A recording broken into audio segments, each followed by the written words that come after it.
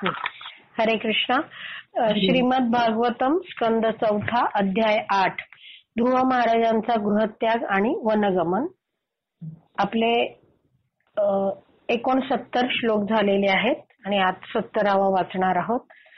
तर आपण 63व्या श्लोकात बघितलं की 63 च्या आधी बघितलं की नारद मुनींनी ध्रुवांना उपदेश केला, असं असं कर, असे वनात जप, भगवंतांची मूर्ती तयार कर, त्याला भोग दाखव, वनात जे फुलं फळं मिळतात त्यांनी, नंतर तू अष्टांग योगाचे आचरण कर, भगवंतांचं नाम जप कर, जो ओम नमो भगवते वासुदेवाय हा मंत्र दिला. नंतर त्यांना सांगितलं की तुझ्या मनात भगवंतांच्या लीलांचे, विविध अवतारांच्या लीलांचं काय कर, तू स्मरण कर. अशा तऱ्हेने भगवंतांबद्दलच्या रूपाचं सदैव स्मरण करण्याचा उपदेश नारद मुनींनी ध्रुवाला दिला. आणि 63व्या श्लोकात आपण सांगितलंय की काय आहे, ध्रुव महाराज मधुवनाकडे गेले आणि नारद मुनींनी काय केलं, नारद मुनींनी ठरवलं की आता आपण ध्रुवाच्या बाबांना, उत्तानपाद राजांना भेटूया आणि त्यांना ही परिस्थिती सांगूया की तुमचं बाळ व्यवस्थित आहे. कारण की साहजिकच नारद मुनी त्रिकालज्ञ, म्हणजे त्यांना सगळ्यांचं भूत, वर्तमान आणि भविष्य कळतं. त्यामुळे त्यांना जाणवलंही होतं की काय उत्तानपाद राजा हा फार चिंतेत असेल मुलाविषयी. म्हणून मग ते इथे आले उत्तानपाद राजाकडे. मग त्याच्याशी चर्चा केली. त्यांनी बघितलं की उत्तानपाद राजा हा पश्चाताप दग्ध झालाय, म्हणजे पश्चातापाने अगदी जळालाय तो एकदम. मग त्यांनी आश्वस्त केलं की तुझा मुलगा आहे तो व्यवस्थित आहे आणि तो फार महान कार्य करणार आहे. एवढं सगळं सांगितलं. आणि 69व्या श्लोकामध्ये आणखीन माहिती दिली ध्रुवाबद्दल की तुझा जो मुलगा आहे तो कसा आहे, मोठे राजा आणि ऋषींनाही अशक्य असलेली कार्य तो करणार आहे आणि तो लवकरच काय सगळी आपली कार्य पूर्ण करेल आणि घरी परत येईल. तुझी कीर्ती, म्हणजे हे उत्तानपाद राजा, तुझी कीर्ती, तुझा मुलगा ध्रुव आहे तो संपूर्ण जगभर पसरवणार आहे, हे तू जाणून घे. एवढं सांगितलं. आणि मग आजचा श्लोक आपण वाचतोय. मैत्रेय मुनी पुढे म्हटले. मैत्रेय मुनी ही सर्व कथा कोणाला सांगतायत? विदुरांना सांगतायत. बरोबर. तर 70चं भाषांतर आपण वाचणार आहोत. आणि आता प्रभुपादांना आपण प्रार्थना करू की हे आपण जाणण्याचा प्रयत्न करतोय तर आपल्याला त्यात यश मिळावं. 70वा श्लोक. महर्षी मैत्रेय म्हणाले, राजा उत्तानपादाने नारद मुनींकडून मार्गदर्शन घेतल्यानंतर आपल्या राज्यासंबंधीची सर्व कर्तव्ये जवळजवळ सोडून दिली. काय केलं त्यांनी?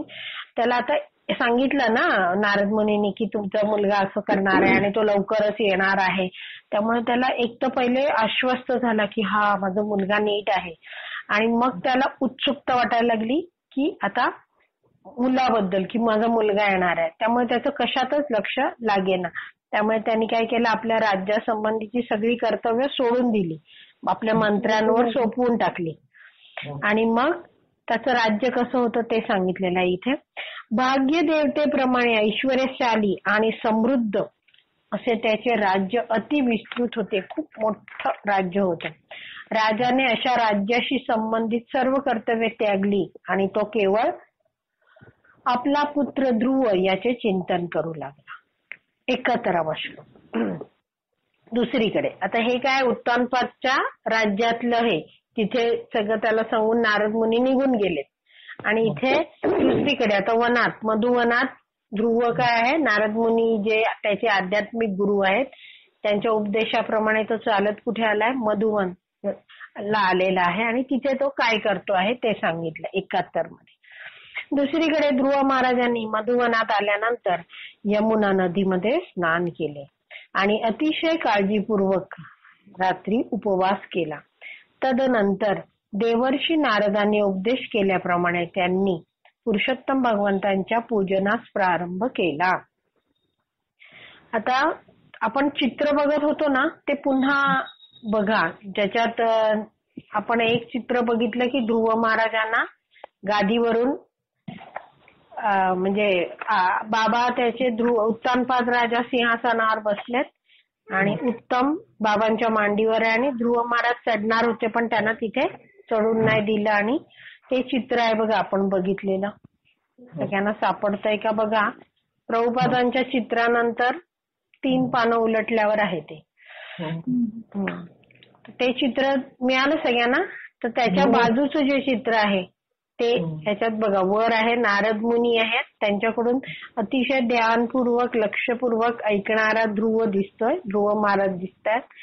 मग इथे गोल आहे त्याच्यात नारद मुनी ध्रुवाला उपदेश करून ध्रुवाला मधुवनाच्या दिशेला पाठवल्यावर उत्तानपादला येऊन राज्यात भेटतात ते चित्र आहे. आणि इथे आता जे आज वाचायला सुरुवात केलंय की आपल्या गुरूंचे म्हणजे नारद मुनींच्या उपदेशानुसार ध्रुवाने काय केलंय हे बघा आता इथे यमुना वाहते बाजूला हे सगळं मधुवन आहे. तिथे अतिशय तपस्येने काय ध्रुवानी राहायला सुरुवात केली आहे. आणि तो काय वगैरे खातोय इथे असं गवत आणि फुल असं काही काही दिसतंय. तर काय खातोय वगैरे ही आता चर्चा येईल. 71वा श्लोक तात्पर्यवास्य. या विशिष्ट श्लोकाचे महत्व असे की ध्रुव महाराजांनी आपले आध्यात्मिक गुरु देवर्षी नारद यांच्या उपदेशानुसार अगदी तंतोतंत आचरण केले. जसं गुरुजींनी त्याच्या सांगितलं नारद मुनी तसंच्या तसं त्यांनी आचरण केलं. इतका छोटासा मुलगा होता तरीही त्यांनी ते केलं. श्रील विश्वनाथ चक्रवर्ती ठाकूरही सांगतात. विश्वनाथ चक्रवर्ती ठाकूर म्हणजे आपले गुरु शिष्य परंपरेतले एक आचार्य आहेत की विश्वनाथ चक्रवर्ती ठाकूर म्हणतात की मनुष्याला जर भगवत धामात जाण्याच्या प्रयत्नामध्ये यशस्वी व्हायचं असेल तर त्याने अतिशय गांभीर्याने आध्यात्मिक गुरूंच्या आदेशानुसार कार्य केले पाहिजे. जर भगवत धामात जायचंय तर उत्तम एकच उपाय काय गुरु जे आदेश करतात आध्यात्मिक गुरु म्हणजे कोण अधिकृत गुरु शिष्य परंपरेतनं आलेले आहेत ते त्यांनी दिलेली जी आज्ञा आहे ती अतिशय गंभीरपणे काळजीपूर्वक काय करायचंय त्याच्यानुसार कार्य केले पाहिजे. आणि असं केलं तर काय होणार हाच पूर्णत्वाचा मार्ग आहे. म्हणजे आपोआपच पूर्णत्व मिळणार म्हणजे भगवत धामात आपण जाऊ शकू. आपल्याला पूर्णत्वाच्या प्राप्तीविषयी काळजी करण्याची काहीच आवश्यकता नाही. कारण आध्यात्मिक गुरुने दिलेल्या आदेशांचे आपण पालन केले तर आपण निश्चितपणे पूर्णत्व प्राप्त करू शकू. असं म्हटलं जातं की गुरूंची जी आज्ञा असते तर ती आज्ञेमध्येच शक्ती पण असते. एखादं कार्य कर असं गुरु सांगतात तेव्हा काय असतं त्या आदेशाबरोबर आशीर्वादही असतो. आशीर्वादाची शक्ती पण असते. मग आपलं काय कार्य आपल्याला आज्ञा झालाय आशीर्वाद मिळाले की हे होईल. आपलं एकच कार्य की निष्ठेने दृढपूर्वक उत्साहाने आणि खचून न जाता आणि अखंडपणे काय करायचंय भक्तिमय सेवा करत राहायची आहे. आपण आपल्या प्रत्येक शिष्याला विशिष्ट उपदेश देण्यामध्ये आध्यात्मिक गुरु अत्यंत निष्णात असतो. आणि जर शिष्याने त्या आज्ञेचे पालन केले तर तोच त्याच्या पूर्णत्वाचा मार्ग होतो. काय आहे प्रत्येक शिष्याला काय आहे गुरु विशिष्ट मार्गदर्शन करतात. कारण गुरुंना बरोबर माहिती असतं माझा शिष्य आहे ह्याला हे येतं ह्याचा इथे कल आहे असं आहे आणि त्यानुसार ते मार्गदर्शन करतात. जसं इथे काय आहे पहिले ह्यांनी ब्राह्मणत्वाच्या गुणानुसार वागायला ध्रुवाला सांगितलं होतं नारद मुनींनी. पण ध्रुव म्हटला नाही मी क्षत्रिय आहे मी माझ्यातली सूड भावना काय मी संपू शकत नाही तर मला तसा उपदेश करा. मग त्याच्यानुसार त्यांनी तसं उपदेश केला. तर आता आपण म्हणू की अरे आमचे गुरु तर आमच्या जवळ नाहीये. पण काय आहे जे आपले परमगुरु आहेत प्रभुपाद त्यांनी हे जे ग्रंथ दिलेत त्यात काय आहे सर्व उपदेश सांगून ठेवलेले आहेत. आणि आपण जसं जसं वाचत जाऊ तसं तसं आपल्याला कळत जातं की आपण काय करायला पाहिजे. एकाच पॅरेग्राफ मध्ये सगळंच सांगितलं त्यांनी की ज्या गुरूंनी आज्ञा दिलेल्या आहेत त्यांचं पालन करायचं. पुढे सगळं येणार आहे ते. तर आपण आता काही शंका नसेल तर 72व्या श्लोकाला जाऊया पुढे. ध्रुव महाराजांनी केवळ प्राण राखण्यासाठी पहिल्या महिन्यात प्रत्येक तिसऱ्या दिवशी फळे आणि बोरे खाल्ली. आणि अशा प्रकारे भगवान श्रीहरींचे पूजन करण्यात प्रगती केली. तर जर तुम्ही श्लोक बघितला ना तर त्रिरात्र अंते कपित्थ बदराशन हा असं आहे. तर हे कपित्थ आहे ना त्याबद्दल तात्पर्यात प्रभुपाद लिहितात. आणि कपी हा शब्द आहे त्याचा काय अर्थ माहिती का? कपी हे माकडालाही म्हणतात. तर ते काय आहे ते जी त्याची फळं असतात ते माकडच खातात फक्त. ते असं एक फळ आहे ते. तर आता हे प्रभुपाद तात्पर्यात समजवतात. कपित्थ हे एक फूल असून भारतीय भाषेत ते कयेत नावाने ओळखले जाते. या फुलाच्या नावासाठी आपण इंग्लिश प्रतिशब्द मिळवू शकत नाही. असं का लिहिलंय प्रभुपादांनी? कारण ते इंग्लिशमध्ये प्रभुपादांनी आधी हे भागवतम लिहिलं ना. तर त्यात त्यांनी हेच लिहिलेलं आहे की देअर इज अ कपित्थ flower, it is known as कयेत. पण त्याला इंग्लिशमध्ये हे म्हणतात असं नाही. जसं आता मोसंब आहे, in English it is called as orange, असं वगैरे काही नाही. प्रभुपाद म्हटले हे फळ काय आहे हे भारतातच मिळतं आणि त्याला भारतीयच नाव आहे. फॉरेनला ते मिळतच नाही त्यामुळे ती नावच उपलब्ध नाहीये. तथापि या फुलापासून निर्माण होणारे जे फळ आहे सामान्यतः माणसे खात नाहीत. ते फळ काय आहे माणसं खात नाहीत, मनुष्य खात नाही.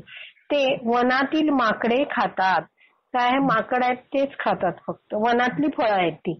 तथापि ध्रुव महाराजांनी अशी फळे खाल्ली. ती स्वादिष्ट गोष्टी खाव्यात म्हणून नव्हे तर केवळ उदरनिर्वाह व्हावा म्हणून खाल्ली. उदर म्हणजे पोट भरणी पुरती त्यांनी खाल्ली. ती काय स्वादिष्ट आहेत म्हणून खाल्ली असं नाही. म्हणजे तपस्या सुरू केलेली आहे त्यांनी. ध्रुवांनी त्यांना सांगितलंय की तू तपस्येचं जीवन जगावं लागणार आहे. इंद्रिय तृप्ती अजिबात करता येणार नाही. केवळ उदरनिर्वाह हा म्हणून त्यांनी ती फळं खाल्ली. शरीराला अन्नाची आवश्यकता असते, परंतु भक्ताने इंद्रिय तृप्त्यर्थ जिव्हा तुष्टी करण्यासाठी अन्न पदार्थ खाऊ नये. काय इंद्रियाची तृप्ती? इंद्रिय तृप्ती म्हणजे जिभेला वाटतं म्हणून खाणं. जिव्हा तुष्टी जिभेची संतुष्टी करण्यासाठी अन्न पदार्थ खाणं हे करू नये. भगवद्गीतेमध्ये सांगण्यात आले आहे की मनुष्याचे शरीर सुव्यवस्थित ठेवण्यासाठी आवश्यक तितकाच आहार सेवन करावा, पण विषय तृप्तीसाठी अन्न ग्रहण करू नये.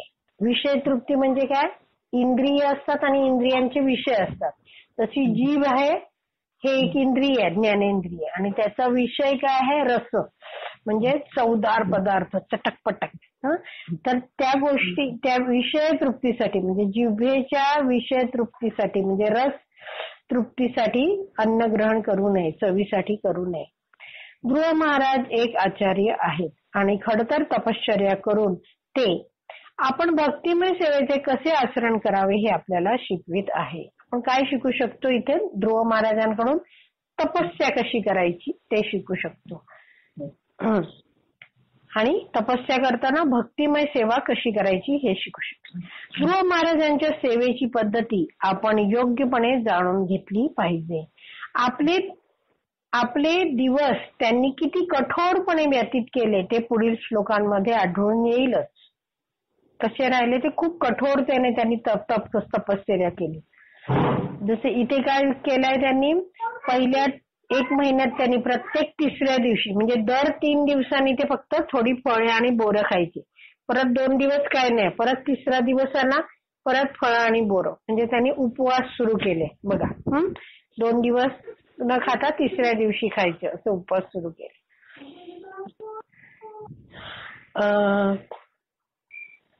एकच मिनिट.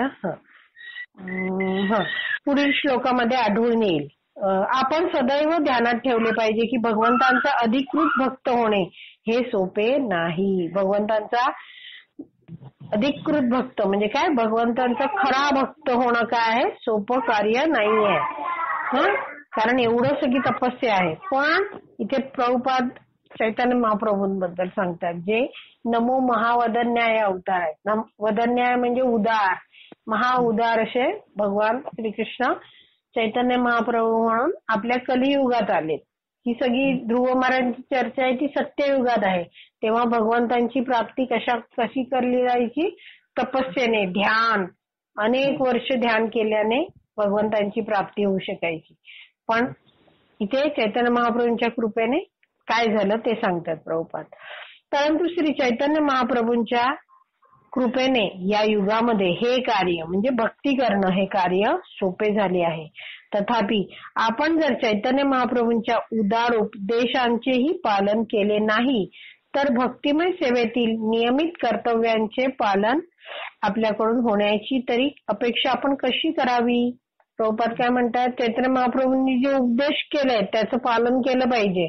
कोणता उपदेश मेनली केलाय? एक तर आपण शिक्षाष्टकम बघतो, त्यातला एक 3रा श्लोक आहे तो कोणता आहे?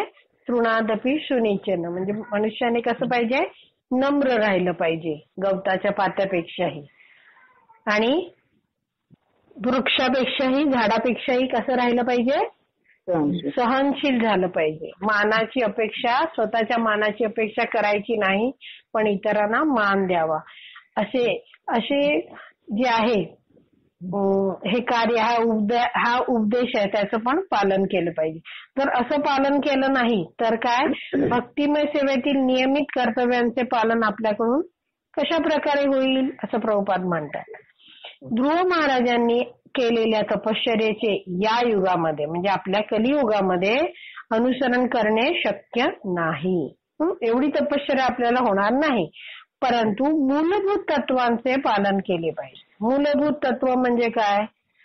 जसं काय अतिशय शिस्तबद्ध रीतीने ह्यांनी सगळं केलं. ध्रुवानी जसं सांगितलं की मूर्ती बनवली, रोज ऑफर करणं, नंतर मंत्र म्हणणं, जप करणं, स्मरण करणं लीलांचं, हे सगळं त्यांनी काय केलं? शिस्तबद्ध रीतीने केलं. गुरूंची आज्ञा जशी आहे तशी पाळली. गुरूंवर त्यांची पूर्ण श्रद्धा होती आणि धैर्याने दृढपूर्वक ते आपलं कार्य करतच राहिले अखंडितपणे. तर परंतु मूलभूत तत्वांचे पालन केले पाहिजे. आता प्रभुपाद नियामक तत्वांबद्दल सांगतायत. आपण आपल्या आध्यात्मिक गुरूंनी दिलेल्या नियामक तत्वांची कधीच उपेक्षा करू नये, कारण अशा तत्वांच्या पालनामुळे बद्ध जीवाचा मार्ग सुकर होतो. आमच्या आंतरराष्ट्रीय कृष्ण भावनामृत संघाविषयी सांगायचे तर प्रत्येकाने 4 नियमांचे पालन करावे. नियामक तत्व पहिलं काय? 4 नियम पालन करणं. त्यात काय काय येतं? पहिले तर मांसाहार नाही, त्याच्यामध्ये सगळं कांदा, लसूण, नॉनव्हेज सगळं येतं. नंतर नशापान नाही, नशामध्ये ड्रग्ज वगैरे ते सगळं, अफू, गांजा, आणि त्यात चहा, कॉफी ह्या सुद्धा गोष्टी येतात. विडी, सिगरेट हे सगळं, हे कोणतीच नशा नाही. एक तर खाण्याबद्दल झालं, दुसरं पिण्याबद्दल झालं. तिसरं काय आहे? जुगार नाही. जुगार म्हणजे काय? सट्टा, त्याच्यात खोटं बोलणं येतं, तर तसं जुगार नाही. आणि चौथं काय? व्यभिचार नाही. व्यभिचार करणं म्हणजे काय? परस्त्री किंवा परपुरुष यांच्याशी संबंध ठेवणं. तर हे सगळे नियामक तत्व आहेत. तर एका भक्ताने विचारलं होतं की हे 4 नियम कशासाठी आहेत? तर हे 4 नियम जेव्हा आपण पाळू ना तेव्हा आपण पशु स्तरावरून माणूस होऊ, आधी मनुष्य स्तरावर येऊ. नाहीतर हे नियम नसतील तर आपण काय आहोत? द्विपाद पशु.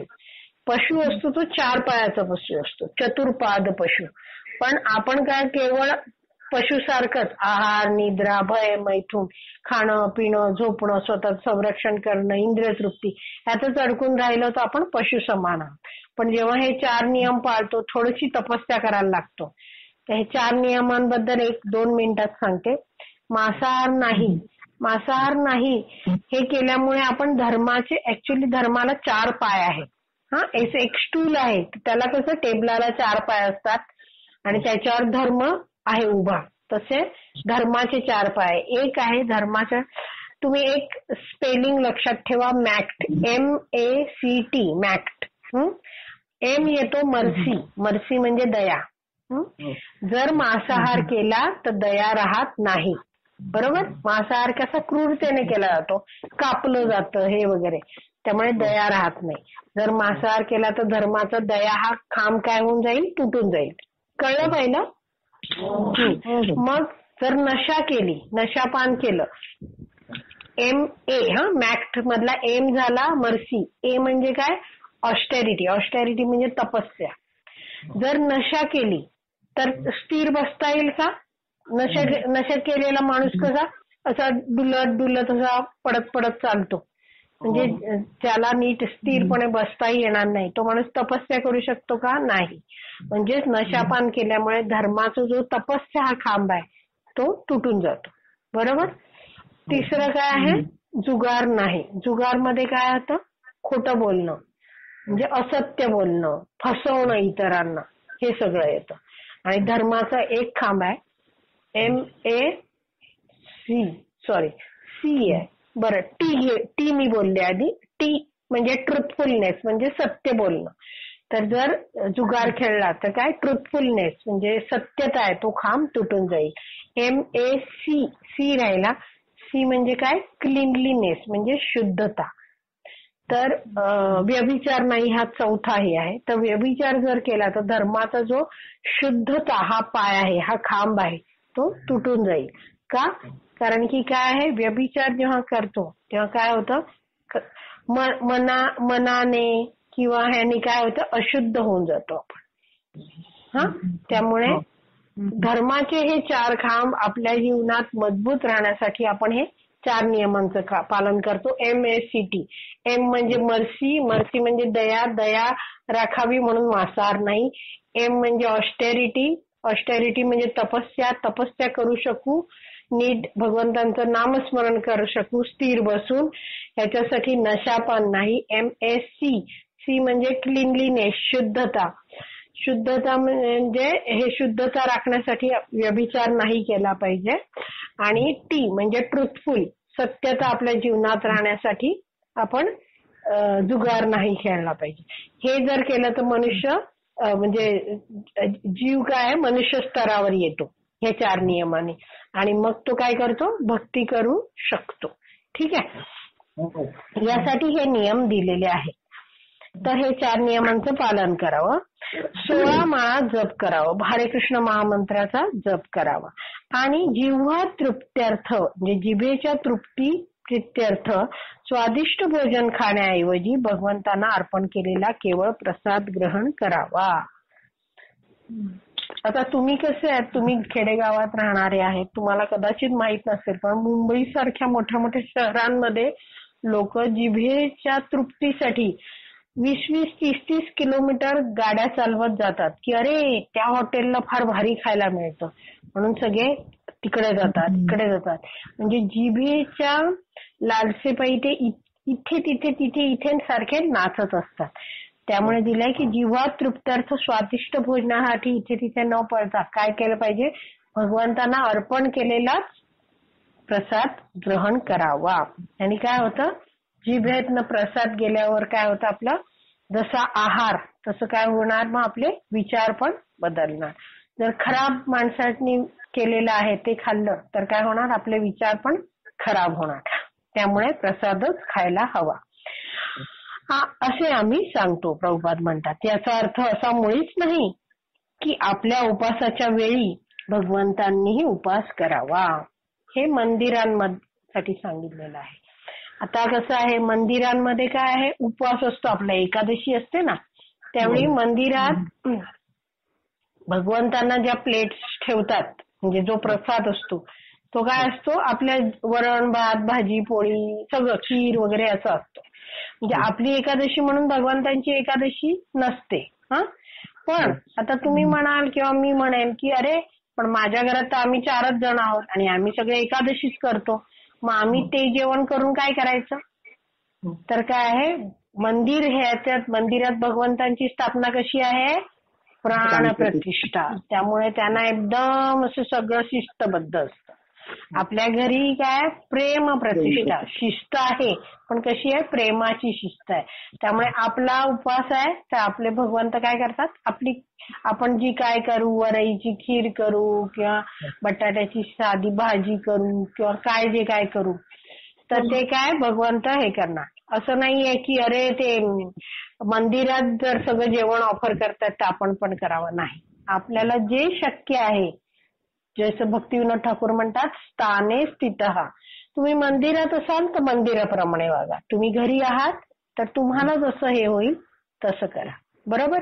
आता समजा एखादा एकटाच मुलगा राहतोय, त्याला ऑफिसच्या कामामुळे काय होतंय, फक्त तो खिचडीच बनवू शकतो, वरण भात भाजीची, तो एकत्र खिचडी करेल आणि रोज भगवंतांना खिचडीच दाखवेल. काही हरकत नाही, जसं जमेल तसं. त्यामुळे आपल्याला जसं जमेल तसं करायचं. मंदिरवाले करतात म्हणून आपल्या घरी करायचं नाही आणि मग एवढं सारं केलं मग घरची ओरडणार, असं सगळा गोंधळ करायचा नाही. भगवंतांना शक्य तितके स्वादिष्ट अन्न पदार्थ अर्पण केले पाहिजे. तथापि त्याद्वारे आपण आपली जिव्हा तुष्टी करण्याचा प्रयत्न मुळीच करू नये. भगवंतांना छान छान खाऊ घालायचं, पण आता जसं मंदिरांमध्ये आता आम्ही भोग बनवायला जातो तर तिथे कसं आहे, आपल्याला निर्मळ मनाने भगवंतांसाठी समजा आता ते काढून ठेवतात की माताजी आज हे बनाव, हे आणलेलं आहे, ते आणलं आहे, पनीर आणलंय, हे करा. तर काय असतं, पनीर भगवंतांसाठी बनवायचंय. मी असं नाही म्हणणार माझ्या छकुल्याला आवडतं ना म्हणून मी हे बनवेन, असं नाही तिकडे करायचं. माझ्या पोराची आठवण करून तिथे कुकिंग नाही करायचं. असं म्हणजे हा भाव काय आहे तो असा. पण घरी बरेच आहे ना आपण असंच करतो ऍक्च्युली, की काय आहे पोरं खातात तेच बनवतो. पण ठीक आहे ना, हळू आपण काय आता अजून भक्तीच्या सुरुवातीला आहोत. हळूहळू आपली चेतना आणखीन शुद्ध होईल की आपण भाज्या पण निवडू ते काय भगवंतांच्या आवडीच्या. आपण नाही तर खरेदी करायला लागलो तर पोरांना आवडणाऱ्या, घरात आवडणाऱ्या त्याच भाज्या आपल्याकडून उचलल्या जातात. काही हरकत नाही. जसे जसे आपण भक्ती करत जाऊ आपल्यात शुद्धता आणखीन येत जाईल. आपण भक्तिमय सेवेचे आचरण करण्यासाठी शरीर सुस्थितीत राखण्याच्या हेतूने शक्य तितका साधा आहार सेवन करावा. काय आहे, साधं खाणं. ध्रुव महाराजांच्या तुलनेत आपण यत कश्चितच आहोत. यत कश्चित म्हणजे काय, एकदम कडमात्र, अगदी काहीच नाहीत आपण असं. हा असे आहोत हे सदैव ध्यानात ठेवणे आपले कर्तव्य आहे. असं नाही की त्यांनी केल्यामुळं आपण असे भयंकर उपवास करावे, ते आपल्याला शक्यही होणार नाही. त्यांनी आत्मसाक्षात्कारासाठी जे काही केले तसे काहीच आपण करू शकत नाही, कारण त्यांनी केली तशी सेवा करण्यात आपण पूर्णपणे असमर्थ आहोत. तथापि श्री चैतन्य महाप्रभूंच्या कृपेने आपल्याला या युगासाठी, या कलियुगासाठी शक्य तितक्या सर्व सवलती उपलब्ध झालेल्या आहेत. जेणेकरून आपण निदान हे तरी नेहमी ध्यानात ठेवू की भक्तिमय सेवेमधील आपल्या विहित कार्यांकडे आपण दुर्लक्ष केल्यास आपल्या ध्येय प्राप्तीकडील आपली वाटचाल यशस्वी होणार नाही. म्हणजे आपल्याला काय लक्षात ठेवायचं आहे, एवढंच आपण कठीण काही करू शकत नाही. आणि आपल्याला या युगासाठी खूप साऱ्या सवलती दिलेल्या आहेत. जसं बघा, असं एक श्लोक आहे, कृतेयत ध्यायतो विष्णू. म्हणजे कृत म्हणजे काय, सत्ययुग. कृतेयत म्हणजे सत्ययुगात भगवंतांची प्राप्ती कशी व्हायची, ध्यान करून. म्हणजे ते अनेकान वर्ष, हजारो वर्ष ते सगळे साधू तप करायचे, तेव्हा त्यांना भगवंतांचं दर्शन होऊ शकायचं. तर कृतेयत ध्यायत विष्णू त्रेतायाम यजतो मखै. त्रेतायाम म्हणजे त्रेतायुगात काय असायचं, खूप प्रचंड मोठे मोठे यज्ञ आणि अतिशय शुद्ध तूप, वेगवेगळी सामुग्री आणि बेस्ट ऑफ द ब्राह्मण सगळे, ज्यांचे मंत्र उच्चार अतिशय शुद्ध आहेत, असे ब्राह्मणांद्वारे यज्ञ करणं. त्रेतायाम यजतो मखै, यज्ञ करून भगवंतांची प्राप्ती व्हायची. द्वापार्ये परिचर्यायाम, द्वापार युगामध्ये काय, परिचर्यायाम, मोठी मोठी मंदिरं बांधून त्यामध्ये मोठ्या मोठ्या विग्रहांची काय पूजा अर्चन करायचं. बघा तुम्ही जर कधी साऊथला, दक्षिण भारतात जर गेलात तर खूप मोठी मोठी मंदिरं दिसतात आणि त्यात भगवंतांची मोठ्या प्रकारे पूजा अर्चा केली जायची. तसं आहे. आणि कलौतत हरिकीर्तनात, कलियुगात काय दिलंय, भगवंतांची प्राप्ती हरिकीर्तन करून. अशा तऱ्हेने हा श्लोक आहे. त्यामुळे इथे सांगितलेलं आहे की चैतन्य महाप्रभूंच्या कृपेने आपल्याला या युगासाठी शक्य तितक्या सगळ्या सवलती मिळाल्यात. आपल्याला काय खूप वर्षानुवर्ष ध्यान करायचं नाही, मोठे मोठे यज्ञ करायचे नाही, ते शक्यच नाही. आपल्याला पैसे नाहीत आपल्याकडे, तसे ब्राह्मण नाहीत आणि शुद्ध तूपही नाही. नंतर काय आहे, आणि बाकी सामुग्री नाही यज्ञात वापरण्यासारखी. नंतर मोठे मोठे मंदिरं बांधणं आणि त्यात एवढी जबरदस्त सेवा करणं हेही आपल्याला शक्य नाही. म्हणजे त्यावेळच्या मंदिरांतले सेवेचे जे स्तर होते ते अतिशय उच्च कोटीचे होते. तेवढे आपल्याला या युगात शक्यही नाही.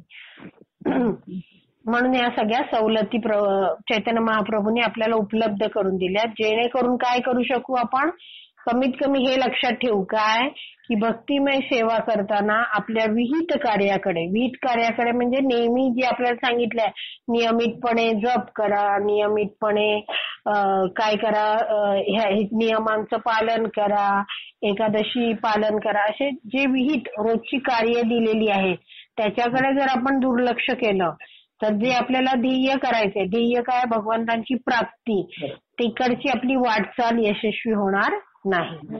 ध्रुव महाराजांच्या चरणचिन्हांचे अनुसरण करणे हे आपले कर्तव्य आहे, कारण ते अतिशय दृढ निश्चयी होते. मग त्यांच्या चरणचिन्हाचं अनुसरण काय करायचं, ध्रुव महाराजांच्या जीवनाकडे बघून आपण लक्षात घ्यायचं की उत्साहाने त्यांनी काय केलं, पूर्ण भक्तीचा मार्ग स्वीकारला. नंतर कसे होते ते, दृढता, निश्चय त्यांनी केला आणि भगवंतांची प्राप्तीही केलीच. ते दृढ निश्चयी होते आणि त्यांनी धैर्य ठेवलं, अखंडितपणे त्यांनी आपलं भक्ती मार्ग सुरूच ठेवला. तर हे आपण काय असं त्यांचं अनुसरण करू शकतो. आपणही याच जीवनात भक्ती सेवेची, प्रभुपादांनी किती सुंदर वाक्य लिहिलंय बघा. आपणही याच जीवनात म्हणजे आता आपण आहोत, जगतोय, या जीवनात भक्ती सेवेची आपली कर्तव्य पूर्ण करण्याविषयी दृढ निश्चयी असले पाहिजे. जसे ध्रुव महाराज दृढ निश्चयी होते, तसे आपणही काय निश्चय केला पाहिजे की भक्ती सेवेची सगळी कर्तव्य मी याच जन्मात पूर्ण करेन. आपले कार्य पूर्ण करण्यासाठी आपण दुसऱ्या जन्माची वाट पाहू नये.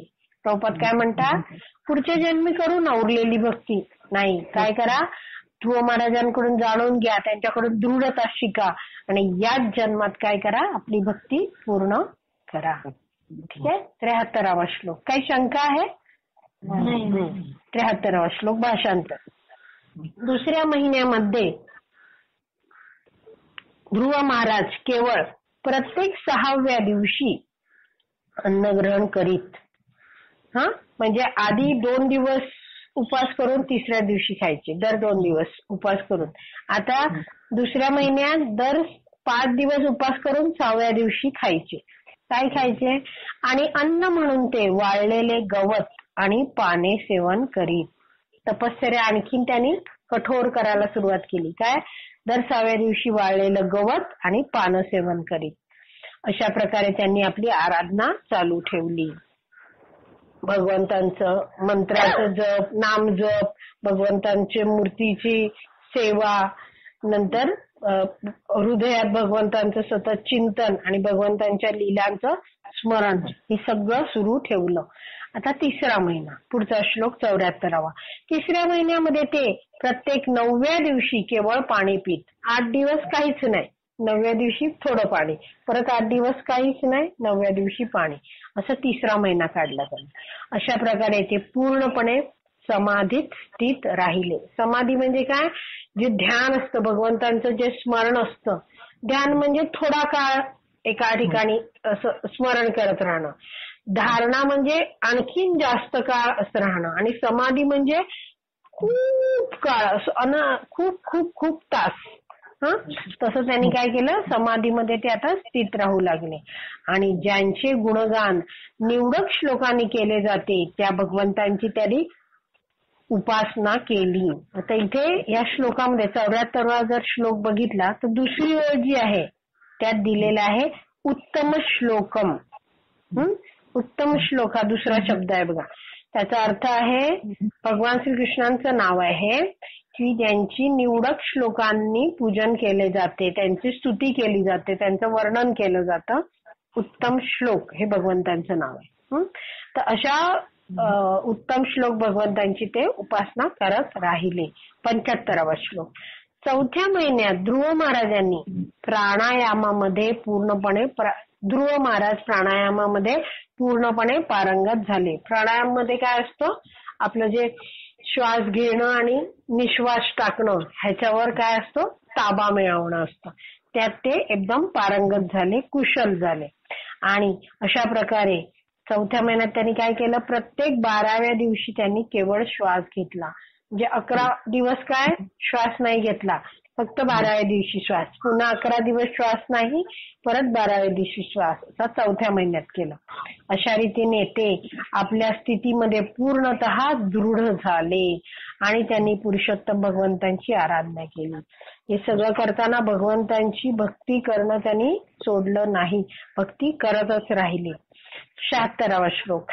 भाषांतर. 5व्या महिन्यात राजकुमार ध्रुवांनी आपल्या श्वासावर इतके परिपूर्ण नियंत्रण मिळवले होते की एका स्तंभाप्रमाणे, स्तंभ म्हणजे खांब, स्तंभाप्रमाणे अगदी निश्चल अवस्थेत ते केवळ एकाच पायावर उभे राहू शकले. आणि या स्थितीत त्यांनी आपले मन पूर्णतः परब्रह्मावर केंद्रित केले. 5व्या महिन्यात त्यांनी आणखीन तपस्या कठीण केली आणि त्यांनी इतकं श्वासावर नियंत्रण केलं की काय एकदम स्थिर झाले ते आणि खांबाप्रमाणे ते निश्चल एका पायावर उभे राहिले. आणि काय केलं, त्यांनी आपलं मन परब्रह्मावर केंद्रित केलं, भगवंतांवर केंद्रित केलं. 77वा श्लोक. त्यांनी आपली इंद्रिये आणि त्या इंद्रियांचे विषय यांवर अचूक नियंत्रण प्राप्त केले. इंद्रिय, ज्ञानेंद्रिय कोणती आहेत आपली, आपल्या चेहऱ्यावरच मिळतात सगळी ज्ञानेंद्रिय. डोळे आहे, कान आहे, नाक, जिव्हा आणि त्वचा. गालाला हात लावून आपण म्हणू शकतो त्वचा, म्हणजे आपल्याला लक्षात राहतं. ही सगळी इंद्रिय आणि त्यांचे विषय. डोळ्याचा विषय आहे, संस्कृत मधले शब्द आहेत. डोळ्यांचा विषय रूप बघणं. कानाचा विषय शब्द ऐकणं. नाकाचा विषय गंध म्हणजे सुगंध घेणं, त्याला म्हणतात गंध, वास घेणं. नंतर जिव्हेचा विषय चव घेणं, रस चाखणं. आणि त्वचेचा विषय स्पर्श, छान स्पर्शाची अपेक्षा. तर असे हे काय आहेत इंद्रिय. त्यांनी काय केलं, ध्रुवांनी आपली इंद्रिय आणि इंद्रियांचे विषय यांवर अचूक नियंत्रण केलं. म्हणजे इंद्रिय कंट्रोलमध्येच ठेवली आणि इंद्रिय विषयांवर धावणार नाहीत अशा रीतीने इंद्रियांना ताब्यात ठेवलं. आणि म्हणजे त्यांचा विचारही येऊन दिला नाही इंद्रिय विषयांचा. अशा प्रकारे आपले मन इतर कोणत्याही गोष्टींनी विचलित होऊ न देता भगवंतांच्या रूपावर केंद्रित केले. कुठेही मन जाऊ दिलं नाही, विचलित अजिबात होऊन दिलं नाही. आणि काय केलं, सगळं पूर्ण मन भगवंतांच्या रूपावर केंद्रित केलं. तात्पर्य. ध्यान योगाच्या तत्वांचे स्पष्ट विवेचन येथे केले आहे. मनुष्याने इतर कोणत्याही गोष्टीने मन विचलित होऊ न देता भगवंतांच्या रूपावर ते एकाग्र केले पाहिजे. ध्यानयोग मध्ये सांगितलं असं काय की कुठेच मन विचलित नाही होऊन द्यायचं, केवळ भगवंतांच्या रूपावर एकाग्र म्हणजे आता धनुष्य बाण आहे, म्हणजे बाण मारल्यावर तो कुठे एका पॉइंटला तो जाऊन आदळतो ना, अग्र.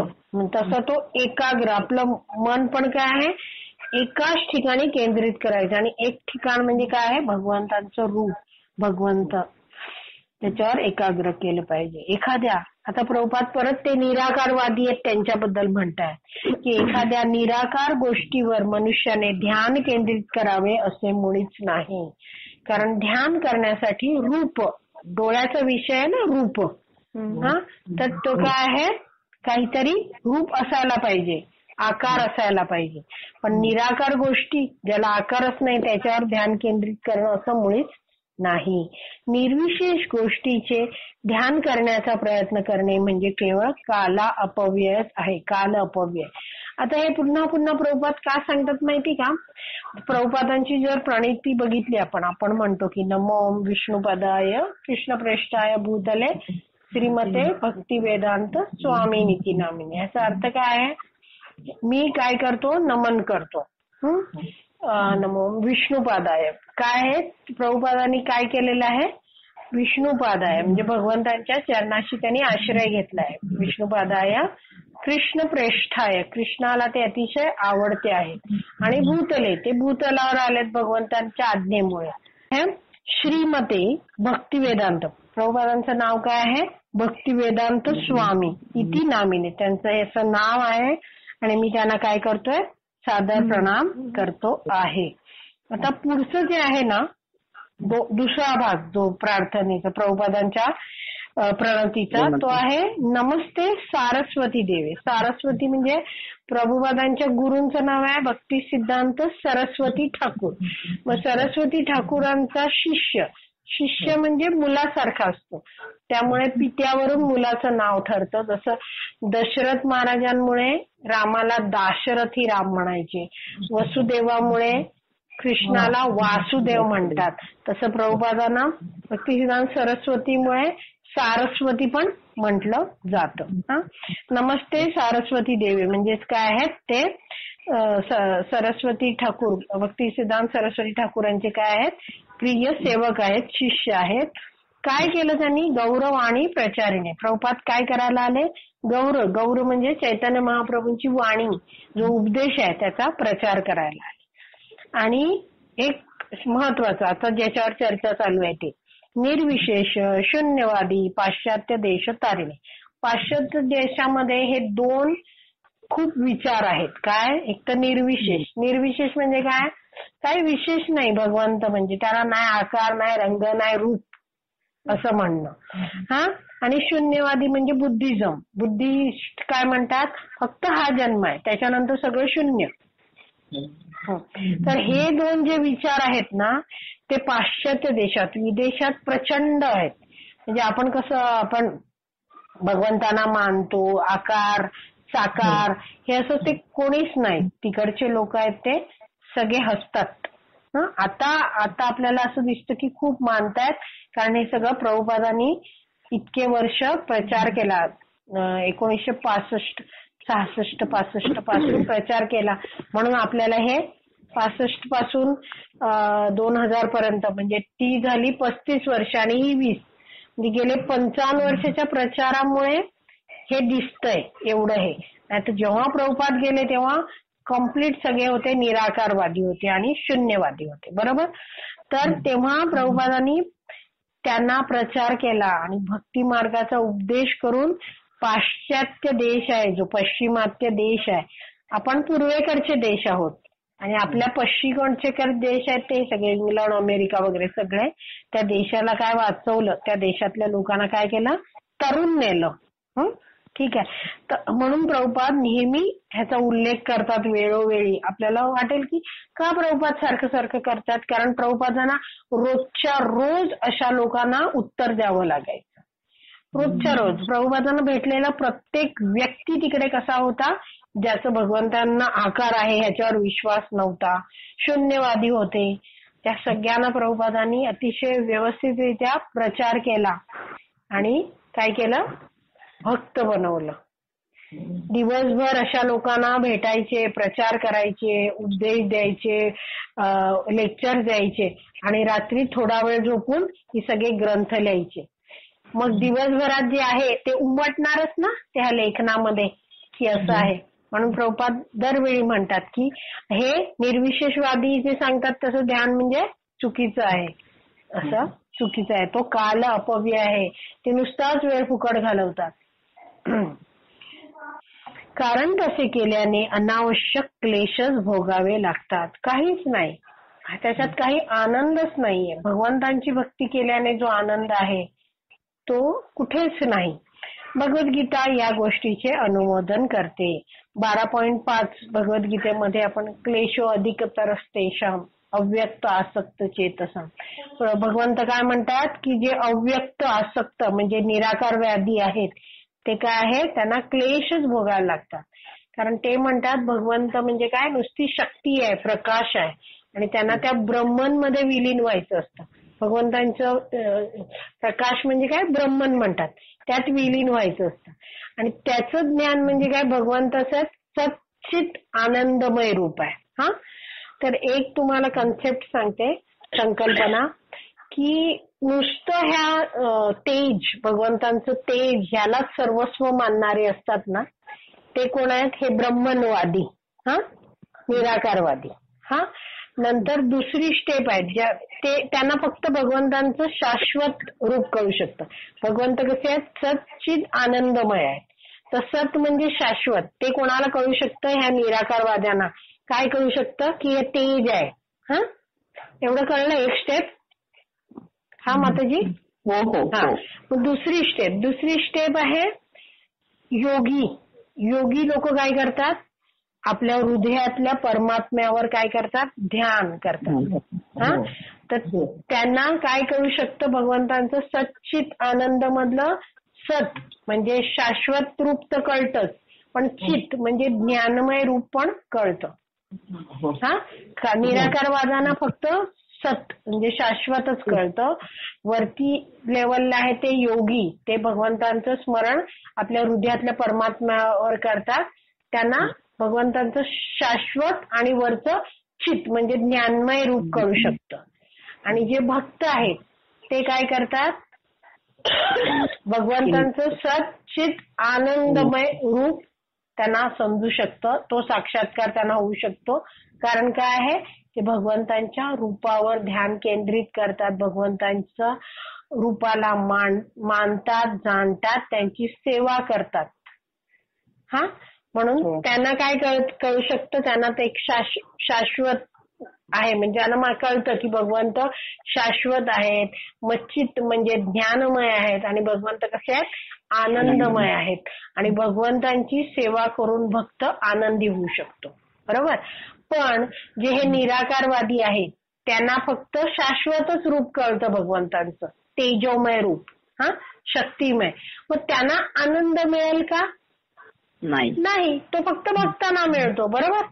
कारण ते खाली आहेत, त्यामुळे त्यांना फक्त शाश्वतच कळतं भगवंतांचं. एक कन्सेप्ट भगवंतांबद्दलची. त्यामुळे सांगितलंय की हे कसे आहेत? क्लेशच त्यांना भोगायला लागतात, त्यांना आनंद मिळतच नाही. ठीक आहे. तर हे 12.5 जर तुम्ही नीट वाचला हा श्लोक तात्पर्यात, तर हे सगळं प्रभुपादांनी सांगितलेलं आहे. तर आपण आज इथेच थांबूया. आपले 77 श्लोक झालेले आहेत. थोडंसं कठीण वाटलं का? मी जमेल तेवढं सोपं करून सांगितलं, कारण ही थोडी फिलॉसॉफी पण आहे. आपण फक्त लीला ऐकायच्या नाही, त्याच्याबरोबर थोडी फिलॉसॉफी म्हणजे तत्वज्ञान पण आपल्याला माहिती पाहिजे. जर आपल्याला नीट तत्वज्ञान माहिती असेल तर आपण कधीच भक्ती सोडून देत नाही, किंवा आपल्या बाबतीत जर काही वाईट घडलं आपल्याच कर्मानुसार तर आपण भगवंतांना दोष देत नाही. म्हणून आपल्याला हे कळलं पाहिजे. ठीक आहे, समजलं माताजी? काही प्रश्न आहे का? नाहीतर आपण आज थांबूया इथे. काही प्रश्न नाही? हा, श्रीमद भागवतम की जय. श्रील प्रभुपाद की जय.